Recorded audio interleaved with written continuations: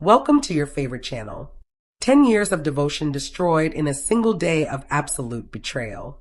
That's the equation we're solving today. Because of family disputes, Jenny and Sumit Singh have recently divorced.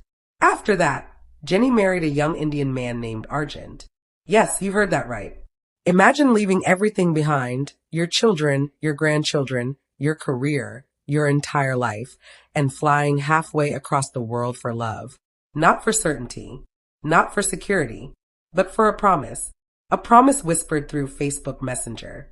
A promise made by a voice that wasn't even real. You arrive in a foreign land, full of color, chaos, and noise, expecting to be welcomed as a bride. Instead, you are met with a scream so raw it cuts through your soul. You watch the mother of the man you love threaten to drink poison rather than accept your marriage. You hear the words, "You are dead to me." In that moment, you realize the fairy tale you fought for has turned into a nightmare. What follows is not romance. It is house arrest disguised as family tradition. It is secret meetings, whispered lies, and psychological warfare behind closed doors. It is love slowly suffocating under fear, shame, and manipulation. So we ask the question no one wants to answer. Can love truly conquer everything? Or are some cultural divides too wide, too deep, and too dangerous to cross? Today on your favorite channel, we are exposing the untold truth behind Sumit and Jenny, the couple who ignored a decade of logic and created one of reality television's most controversial and painful love stories. We are pulling back the glossy editing to reveal the raw reality of a relationship built on deception. Why did Sumit, the man who catfished her and later claimed to fight for her, leave Jenny standing alone at the altar of the law? Why did he hide his marriage from his own parents for months? And what really happened inside that small house in India, where love turned into control and silence became a weapon? We bring you exclusive theories, insider accounts, and a psychological breakdown that may change the way you see this couple forever. But before we go deeper into this web of manipulation and heartbreak, I need you to do one thing. If you want the truth that producers don't show, if you want deep dives no one else dares to make, hit that like button right now. Subscribe to Viva Flix M and turn on notifications. We uncover the secrets reality stars would rather keep hidden, and you won't want to miss what comes next. Now let's open the file on Sumit and Jenny. To understand the ending, we have to understand the beginning. And the beginning wasn't even real. It started with Michael Jones. Sumit did not approach Jenny as himself. He pretended to be a handsome, British-sounding white man. From the very beginning, he was a different person. Jenny fell in love with a ghost, a made-up identity designed to win her trust. When the truth came out that Michael Jones was actually Sumit, a young Indian man working in a call center, Jenny should have walked away. Logic says you run, but she didn't. She stayed. That decision shows the sunk cost fallacy in its purest form. She had already invested her heart, so she chose to invest even more. This is where the story shifts from romance to psychological drama. When Jenny finally moved permanently to India, she wasn't stepping into a partnership. She was stepping into a battlefield, and she had no armor. On television, it was presented as culture shock, but it was more than that. Jenny expected to build a life of her own. Instead, she entered a home where the hierarchy was fixed and she was at the bottom. Sumit's parents, Sadhna and Anil, did not see her as a guest. They did not see her as a curiosity. They saw her as a thief. In their eyes, she had stolen their son, their reputation, and their security for the future. This was not simple awkwardness. There was real hostility in that house. We need to talk about the kitchen. In many Indian homes, the kitchen is considered the heart of the house and the mother's territory. On camera, it looked like a simple cooking lesson when Sadhna brought Jenny in to learn how to make roti. But it felt more like a test designed for her to fail. Jenny could not squat on the floor for hours. She did not have the years of practice needed to roll the dough perfectly. The setting itself became a challenge. But the real cruelty was not in the flour or the rolling pin. It was in the language. Jenny smiled and tried to laugh at her mistakes, thinking she was bonding with her future mother-in-law. But while Jenny smiled, Sadhna looked at the camera and spoke in Hindi. If Jenny had understood those words, they would have crushed her. She called her useless. She insulted her hygiene. She questioned her worth. And where was Sumit? He stood between them as the translator. When his mother insulted Jenny, he softened the message. Instead of saying, "She thinks you are worthless," he would say, "Mom says you should try harder." By changing the words, he reduced the immediate pain. But he also allowed the disrespect to continue. This was the first major red flag. He was too afraid to confront his mother. So he let the woman he brought across the world face humiliation alone. It is easy to label Sadhna as the villainous mother-in-law, but the situation was more complex. According to people who claim to be close to the production team in Delhi, her anger was not only about tradition, it was about social status. In many communities, it is deeply embarrassing for a son to marry a woman older than his own mother. Long before filming began, the family was reportedly facing mockery from neighbors. Sadhna was not just fighting Jenny, she was fighting public shame. In some traditional dynamics, a son becomes the emotional center of his mother's world. When another woman enters the picture, it can feel like a loss of control. For Sadhna, it may have felt like something precious was being taken away. But Jenny did not see any of that. She only saw a woman who hated her. Because Sumit softened the insults, Jenny believed she could win approval by trying harder, cooking better, cleaning more, being more patient. She did not realize that the problem was not her skills. The problem was her existence in that space. Even if she had been perfect, it would not have changed the core issue. And that brings us to the most complicated person in this story, Sumit. Is he a victim of strict tradition? A man torn between love and duty? Or someone who created chaos and then hid from it? There seem to be two versions of him. There is the Sumit who exists online and alone with Jenny. This version is modern, affectionate, and rebellious. He tells her she is beautiful. He promises her freedom. He acts brave and independent. But the moment he steps into his parents' home, that version disappears.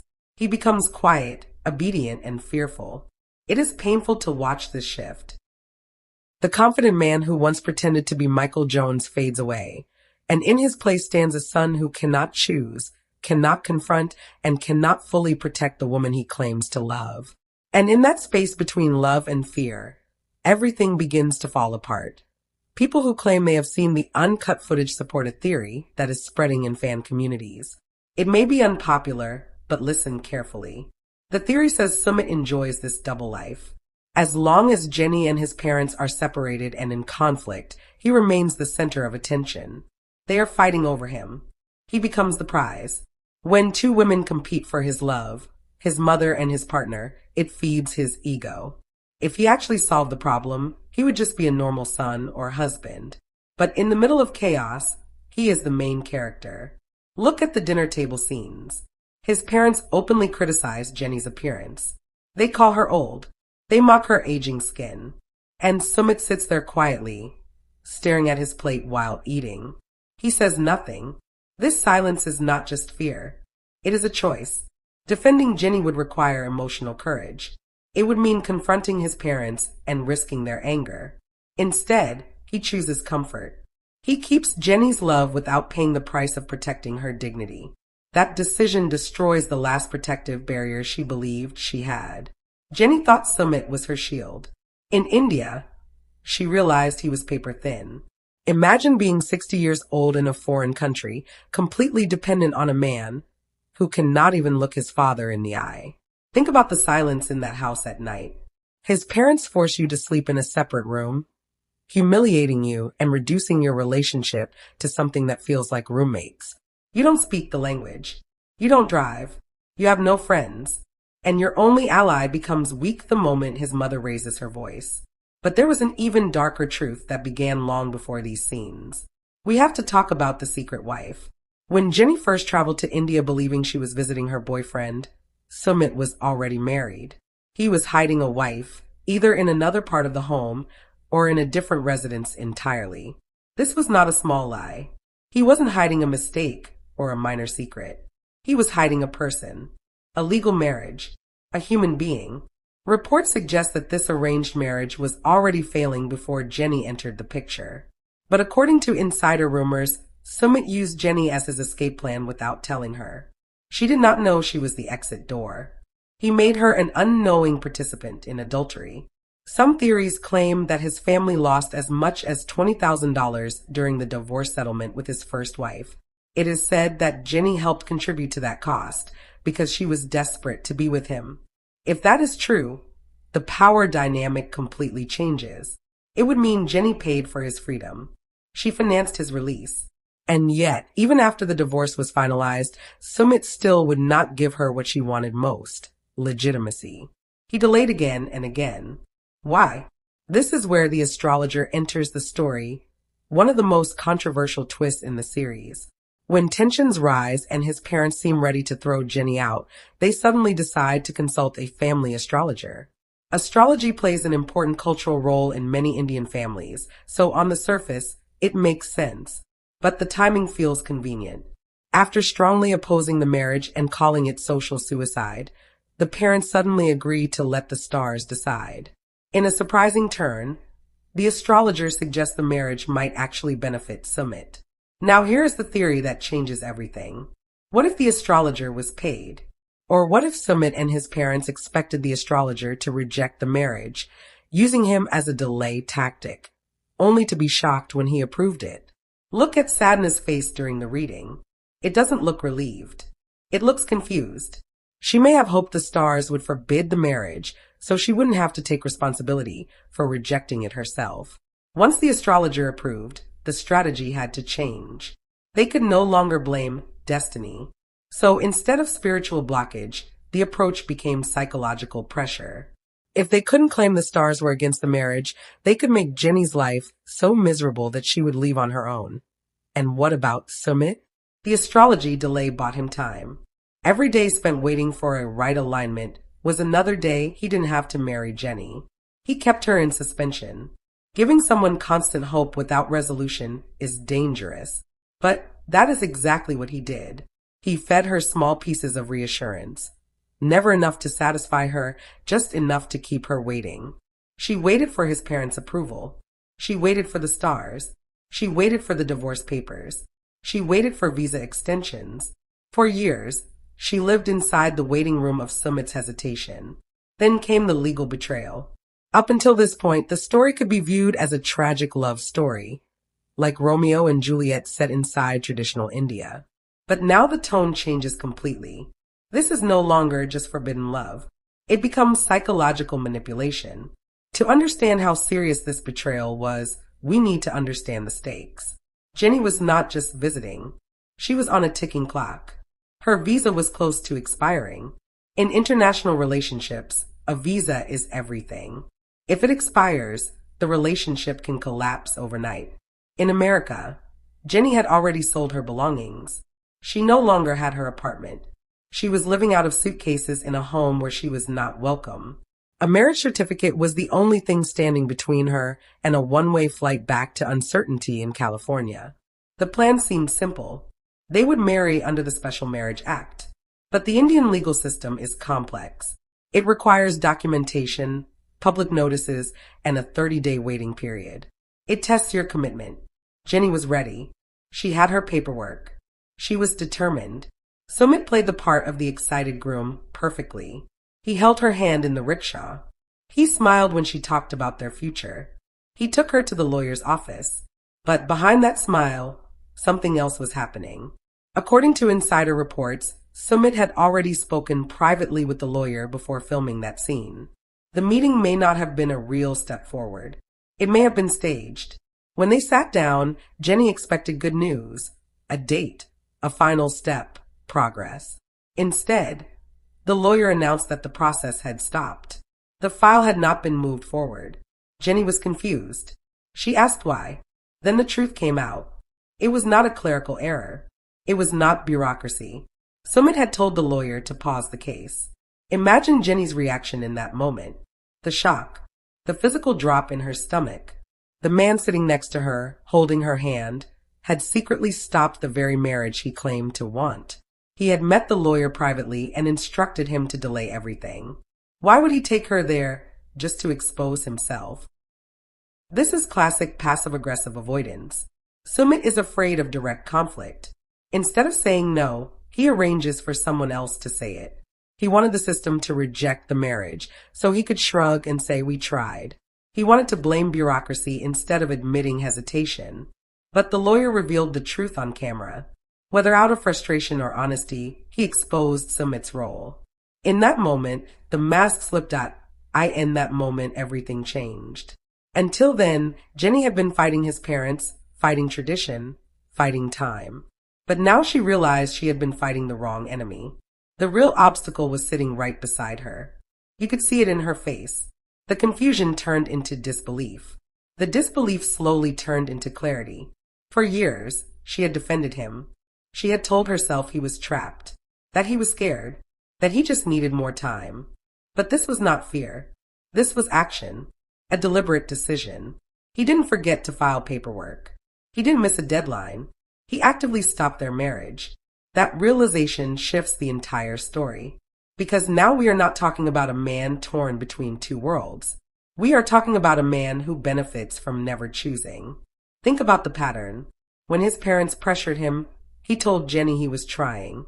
When Jenny pressured him, he told his parents he was confused.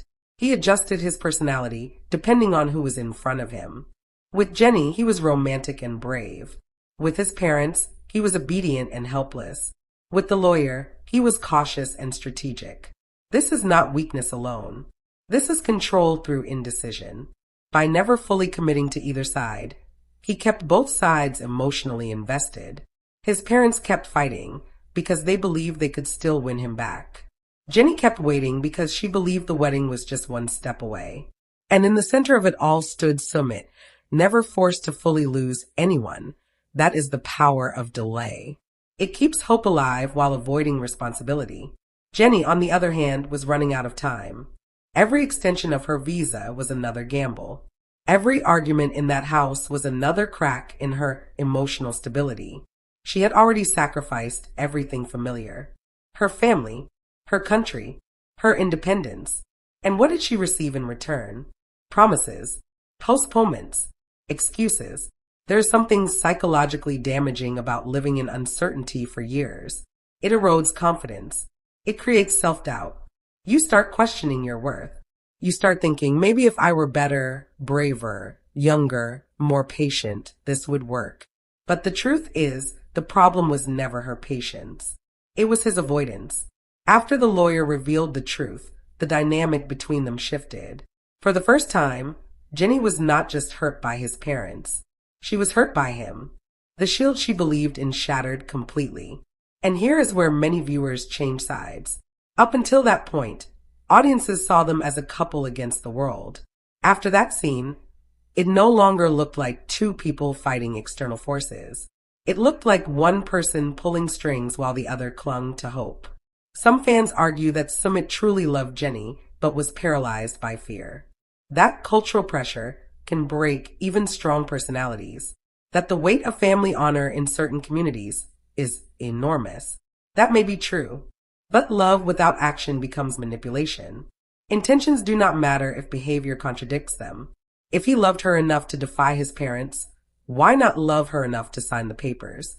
If he was brave enough to catfish her in the beginning, to lie about his identity, to maintain a secret relationship, why was he suddenly powerless when it came to legal commitment?